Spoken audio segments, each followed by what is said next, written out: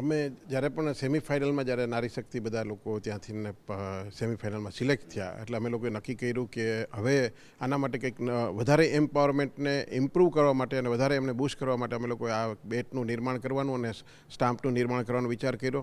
અમે માત્ર 7 દિવસના અંતરમાં જ આ બંને વસ્તુનું નિર્માણ કરી લીધું અને અત્યારે જે આપણી ટીમ છે એના જીતવાની ખુશાલીમાં અમે અમને આ ગિફ્ટ કરવાના છીએ. આ એક રીતે જોવા જઈએ તો આપણી ભારતીય જે કળા કારીગરી છે એને એક વર્લ્ડ લેવલે પણ લોકોને ખ્યાલ પડે એના માટે અમે આનું નિર્માણ કર્યું છે. આ આપણું રાજસ્થાનના કારીગરો દ્વારા એક સ્પેશિયલ રીતે નિર્માણ થતું હોય છે.